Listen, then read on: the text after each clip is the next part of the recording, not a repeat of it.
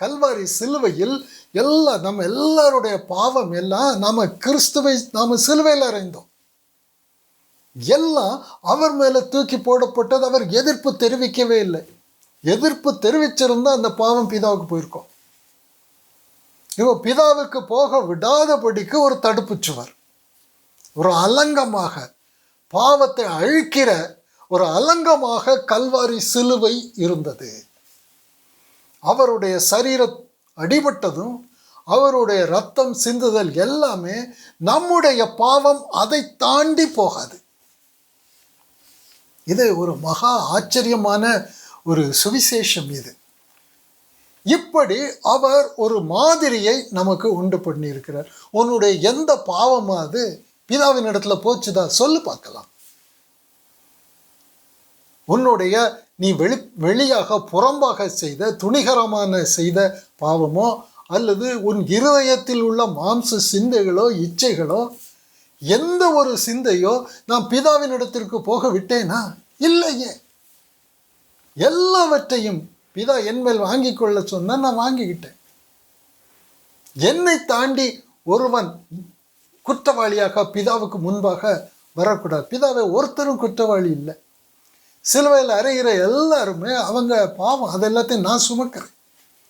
அவங்க வலது கைக்கும் இடது கைக்கும் வித்தியாசம் தெரியாத அறிவு இல்லாதவங்க, தாங்கள் செய்வது இன்னதென்று அறியாது இருக்கிறவங்க. அது என் மேல் தூக்கி போடப்பட்டிருக்கிறது. நான் அதுக்கு எதிர்ப்பு தெரிவிக்கவே இல்லை. இதுதான், இப்படித்தான் உறவை அவர் நம்மோடு ஏற்படுத்தினார். உறவை அவர் பிதாவோடு ஏற்படுத்தினார். இந்த உறவு தான் புதிய உடன்படிக்கையின் இரத்தத்தினால் ஏற்படுத்தப்பட்ட உடன்படிக்கை. இதுல எந்த ஒரு மனுஷனும் பாவி ஆகவே முடியாது. எந்த ஒரு மனுஷனும் இப்படி ஒருவன் கிறிஸ்துவுக்குள் இருந்தால் அவன் புதிய சிருஷ்டியாக இருக்கிறான். இந்த ரகசியம் நமக்கு புரிந்து என் பாவம் ஒரு பாவம் கூட பிதாவினிடத்துக்கு போக விடாதபடிக்கு கிறிஸ்துவை பிளாக் பண்ணி அவர் இந்த பாவங்களை எல்லாம் மரணத்திற்குள்ளாக்கினார். அப்பொழுது அவரோடு கூட நானும் அப்படியே மரணத்திற்குள் ஆக்கப்பட்டு அவரோடு கூட அவர் உயிர்த்தெழும் பொழுது குற்றமற்றவனாக பாவம் அற்றவனாக புது சிருஷ்டியாக ஆவிக்குரிய ஜீவனாக தேவ பிள்ளையாக அவர் அப்படியே என்னை நீதிமானாக மாற்றி பிதாவுக்கு ஒப்பு கொடுத்தார். இவங்க எல்லாரும் நீதிமான் பிதாவே, ஒருத்தர் கூட குற்றவாளி இல்லை. அவருடைய குற்றங்கள் பாவங்கள் எல்லாவற்றையும் நான் சிலுவையில் ஒன்றுமில்லாமல் ஆக்கிட்டேன். அவர்களுடைய ஜென்ம சுபாவம், அவருடைய மாமிச சரீரம் எல்லாவற்றையும் ஒன்று கூட தப்பாதபடிக்கு சிலுவையில் அறைந்து அடக்கம் பண்ணப்பட்டு புது சிருஷ்டியாக்கி தேவனுக்கு முன்பாக தேவ பிள்ளையாக உங்கள் கையில் நான் ஒப்பு கொடுக்கிறேன் என்று ஒப்பு கொடுத்தார். தான் பிதா சொல்கிறேன். இப்படி காரியம் நடந்தது. இதைத்தான் நாம் அதில் பார்க்குறோம். ஒப்புரவாகுதலின் ஊழியத்தை நாம் பார்க்குறோம். 2 கொரிந்தியர் 5வது அதிகாரம் 17வது வசனம். இப்படி இருக்க ஒருவன் கிறிஸ்துவுக்குள் இருந்தால் அவன் புது சிருஷ்டியாக இருக்கிறான். அவன் மனுஷன் கிடையாது. நீ கிறிஸ்துவுக்குள்ள வந்துட்டனா, நீ கிறிஸ்து சிலுவையில் செய்ததை நீ நம்புகிறவன் ஆனால் நம்முடைய எல்லா பாவமும் அக்கிரமத்தையும் அவர் வாங்கி அதை மரணத்திற்குள்ளாக்கினார். இயேசு சிலுவையில் அறையப்பட்டார். அது அப்படி அதை விசுவாசிக்கிறவர்கள் உலகத்தில் உண்டு. அவர் சிலுவையில் சொன்ன வார்த்தைகள் என்று விசுவாசிக்கிறவர்கள் உண்டு. அது குறைந்தபட்ச காரியம். ஆனால் நாம் விசுவாசிக்க வேண்டியது என்னுடைய அக்கிரமங்கள் எல்லாம், என்னுடைய பாவங்கள் எல்லாத்தையும் அவர் மரணத்திற்குள்ளாக்கினார், பிதாவுக்கு போகவே விடலை. இப்படி பௌதிக மனுஷனை மரணத்திற்குள்ளாக்கி புது சிருஷ்டியாக ஆவிக்குரிய சிருஷ்டியாக ஜீவனாக உயிர்ப்பித்து நம்மை நீதிமானாக தேவ பிள்ளையாக பிதாவுக்கு கொடுத்தார். இதுதான் உதாரணம். இப்படி மனுஷர்கள் எல்லாரையும் பிதாவோடும் தன்னோடும் ஒப்புரவாக்கினார். பழையவைகள் ஒழிந்து போயின, இவையெல்லாம் 18வது வசனம் தேவனாலே உண்டாயிருக்கிறது.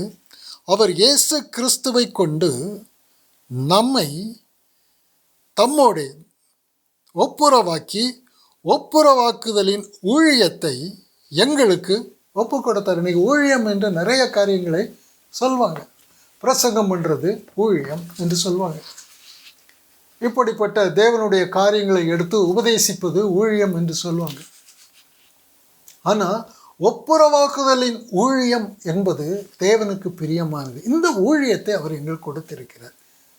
அதாவது கிறிஸ்து எங்களை எப்படி பிதாவுக்கு முன்பாக குற்றமற்றவராக நீதிமான்களாக ஒப்பு கொடுத்தாரோ, அதே போல யாருடைய குற்றத்தையும், எனக்கு விரோதமாக வருகிறவர்கள் எவருடைய குற்றத்தை அது பிதாவுக்கு போக முடியாதபடிக்கு அதை தடை பண்ணும்படியாக கிறிஸ்துவால் உயிர்ப்பிக்கப்பட்ட புதிய சிருஷ்டியாகிய நான், எனக்குள்ளே நான் இல்லை, கிறிஸ்து இருப்பதனால் அவர் எப்படி ஒரு மாதிரியை செய்து கொடுத்தாரோ அதே போல அவர் எனக்குள் இருந்து அந்த மாதிரியை அவர் என்னில் நிறைவேற்றுகிறவராக இருக்கிறார். அதனால நாம எப்படி இருக்க வேண்டும் என்றால், நான் அவரோட ஒப்புரவாயிட்டேன், இனி மற்றவங்க எப்படியும் போகிறாங்க என்று சொல்வதும் அல்ல.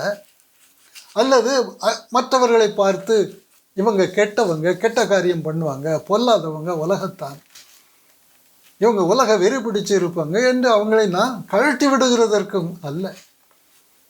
அவர் யார் யாரை என்னுடைய வாழ்க்கையில் கொடுத்திருக்கிறார்களோ அவர்கள் எல்லாரும் கரை திரையற்ற மனவாட்டியாக, அவர்களுடைய ஒரு குற்றம், எனக்கு விரோதமாக செய்த எந்த ஒரு குற்றமும் என்னை தாண்டி பிதாவின் இடத்திற்கு போக விடாதபடிக்கு அந்த சிலுவையில், கிறிஸ்துவின் சிலுவை, அந்த சிலுவையை குறித்த உபதேசம்.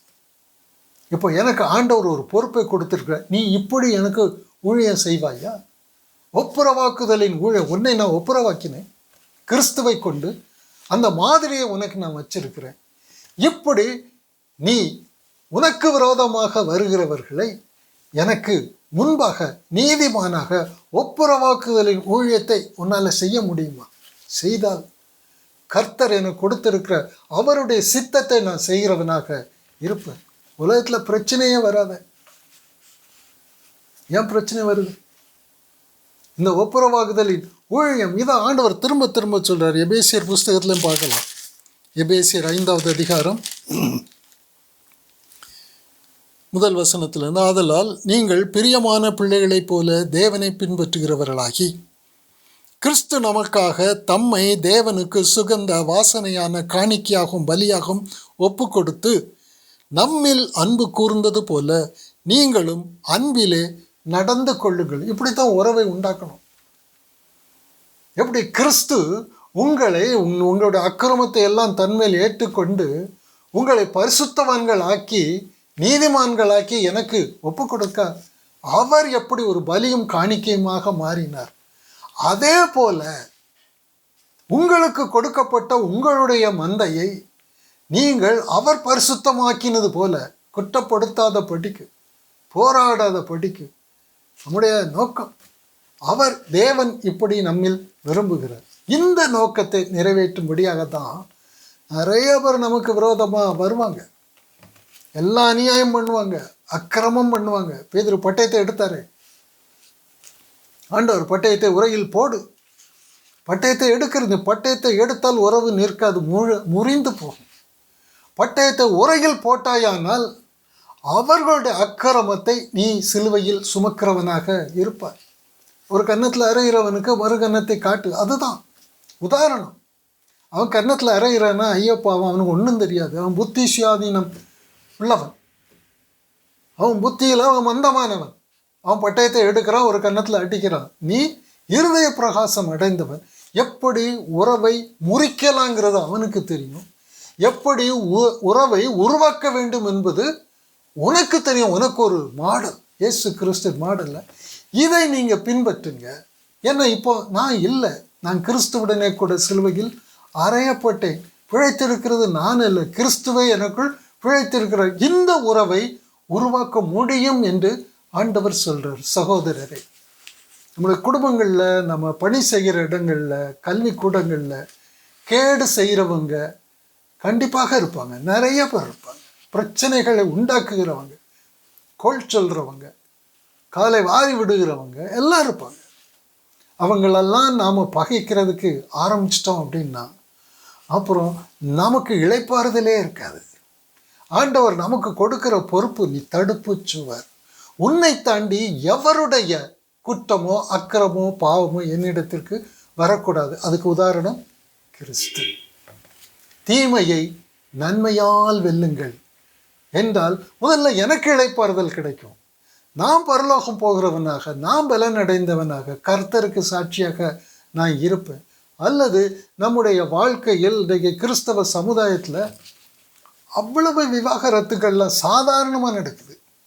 என்ன, அந்த வீட்டில் பக்தி இல்லாத வீடா? இல்லையே. பாரம்பரியம் இல்லாத வீடா? இல்லையே. ஜபம் நடத்தாத வீடா? இல்லையே. அவங்ககிட்ட பரிசுத்தம் உண்டு, நீதி உண்டு, பக்தி உண்டு. ஆனால் சிலுவையை குறித்த உபதேசம் கிடையாது. கிறிஸ்து எப்படி நம்மில் அன்பு கூர்ந்தார், அந்த அன்பை திருப்பி கொடுக்க நான் கடனாளியாக இருக்கிறேன் என்ற சத்தியம் தெரியாது. போட்டி போடுகிறதற்காக அல்ல. எல்லா குடும்பங்கள்லையும் சொத்து விஷயங்கள் இருக்கும். அதுவரை அன்பு கூறுகிற சகோதர சகோதரிகளாக இருப்பாங்க. ஆனால் அந்த சொத்து பிரிக்க வேண்டிய இடத்தில், அந்த நேரத்தில் என்ன வேண்டுமானாலும் நடக்கும். கிறிஸ்தவனா உலகத்தான ஒரு வித்தியாசம் இருக்காது. இதெல்லாம் இருக்கும். ஆனால் அந்த சொத்தை விட வானமும் பூமியும் ஒழிந்து போகும். அந்த சொத்தை விட மேலானது அவங்க. ஒரு ஆத்துமா ஒரு உலகத்தில் உள்ள அநேக பணம் பொன் வெள்ளியை விட விலையேறப்பட்டது. ஒரு ஆத்துமா பாதாளம் போகிறது கூட தேவனுக்கு பிரியம் கிடையாது. சொந்த குமாரனையே அப்படி ஆக்கினார். இப்போ ஆண்டவர் நம்மிடத்துல எதிர்பார்க்கிறது இந்த ஒப்புரவாகுதலின் ஊழியம் நான் எப்படி செய்கிறேன். இருந்தால் குடும்பம் எவ்வளோ சந்தோஷமாக இருக்கும். பொல்லாதவனா இருந்துட்டு போகிறான், கணவன் பொல்லாதவனா, மனைவி பொல்லாதவளா இருந்துட்டு போகிறான், பிள்ளைகள் பொல்லாதவர்களாக இருந்துட்டு போகிறாங்க. பெற்றோர்கள் கனி கொடுக்கிறவர்களாக இருந்தால் பிள்ளைகள் ஏன் கனி கொடுக்காமல் இருப்பாங்க? நல்ல மரம் கெட்ட கனி கொடுக்காது. பெற்றோர்கள் நல்ல மரமாக இருந்தால் அந்த பிள்ளைகள் கெட்ட கனியாக இருக்காது. பிள்ளைகள் கெட்ட கனியாக இருக்கிறாங்கன்னா பெற்றோர் கெட்ட கனி தான், கெட்ட மரம் தான். அதில் சந்தேகமே கிடையாது. கனிகளை கொண்டு மரங்களை அறியலாம். சொல்வாங்க, நாங்கள் பக்திமான் தானே, நாங்கள் நீதிமான் தானே. வந்த நீதியும் பக்தியும் பரிசுத்தமும் மனுஷருக்கு முன்பானது. ஒரு உறவை உருவாக்குகிறதற்கோ அதை தக்க வைத்து கொள்ளுகிறதற்கோ தேவனுக்கு முன்பாக நீதிமான் ஆக்கி கொடுப்பதற்கோ ஏற்ற பரிசுத்தம் அது கிடையாது. அது நம்மால் முடியாது. நமக்குள் கிறிஸ்து வரும்பொழுது முடியும். கிட்டத்தட்ட எல்லா உறவுகளும் நாம் தேவனோடு ஒப்புரவாக இருக்கிறதுனால, இந்த விதமாக ஒப்புரவாக இருக்கிறதுனால இந்த பிரச்சனைகளை உறவின் காரியங்களால் பிரிந்து நிற்கிற குடும்பங்கள், சூழ்நிலைகள், சம்பவங்கள் எல்லாவற்றையும் நாம் அதை சீர்படுத்த முடியும். கர்த்தருடைய சுவிசேஷத்துக்கு நான் என்னை ஒப்பு கொடுப்பேன். ஆனால் இவன் பாவியாகக்கூடாது, இவள் பாவியாகக்கூடாது, இவள் தேவனுக்கு முன்பாக குற்றவாளி ஆகக்கூடாது. என் உரிமையை நான் எடுக்க வேண்டிய அவசியம் இல்லை, எடுத்த முடியாது. என்னுடைய அதிகாரத்தை நான் எடுத்தாலும் முடியாது. அவர் எப்படி அடிக்கப்படுவதற்கு எடுத்து செல்லப்படுகிற ஆட்டை போல போனார்.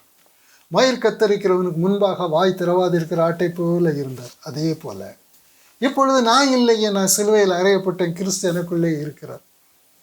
கர்த்தரே இதை நம்மில் நடப்பிக்கிறதற்கோ ஆயத்தம் பண்ணுகிறதற்கோ அவரே நம்மில் இதை உருவாக்குகிறார். நாம் ஒரு தாகம் இருந்த போது ஏன் ஒரு ஆத்மா பாதாளம் போடும்? நான் எதிர்த்து நிற்கும் போது, பட்டயத்தை எடுக்கும் போது என் சமாதானம் போயிடும், என் சந்தோஷம் போயிடும். இருதயத்துக்குள்ள இளைப்பாறுதலே இருக்காது. உறவு சரியில்லை என்றால் இருதயத்தில் உள்ள இளைப்பாறுதலே போயிடும். நான் மன்னிக்கிறவனாக இருந்தால், எல்லா பொல்லாத கிரியைகளை என்மேல் ஏற்றுக்கொள்ளுகிறவனாக கிறிஸ்து எனக்கு கற்றுக் கொடுப்பாரானால், இது ஒரு மனுஷனுடைய உபதேசத்தினால் அல்ல, இது கர்த்தர் நமக்குள் இருந்து நீங்கள் அவராலே பெற்ற அபிஷேகம் உங்களில் நிலைத்திருக்கிற ஒருவனும் உங்களுக்கு போதிக்க வேண்டியதில்லை என்று எழுதப்பட்ட வார்த்தையின்படி கர்த்தருடைய பாதத்துக்கு அவரால் கற்றுக் கொடுக்கப்பட்டவர்களாக இருந்தால் நம்முடைய உறவுகள் எந்த இடத்திலும் ஸ்திரமாக இருக்கும், நிலையாக இருக்கும், குறைவற்றதாக இருக்கும். நம்முடைய சமாதானமும் இளைப்பாறுதலும் நிறைவாக இருக்கும். சகோதரரே, வேறு சுவிசேஷம் இல்லையே. உலகத்தில் சந்தோஷமாக இருக்கணும், நிம்மதியாக இருக்கணும்னா சுவிசேஷம் இதுதான். இந்த சுவிசேஷத்துக்கு ஒப்பு கொடுப்போம். மற்ற காரியங்கள் எல்லாவற்றையும் கர்த்தர் நமக்குள் இருந்து சகல சத்தியத்திற்குள் வழி நடத்தி காத்து கொடுப்பார். நாம் ஜெயம் கொள்வோம் எல்லா விஷயத்திலும். ஆமேன். கர்த்தருக்கு ஸ்தோத்திரம்.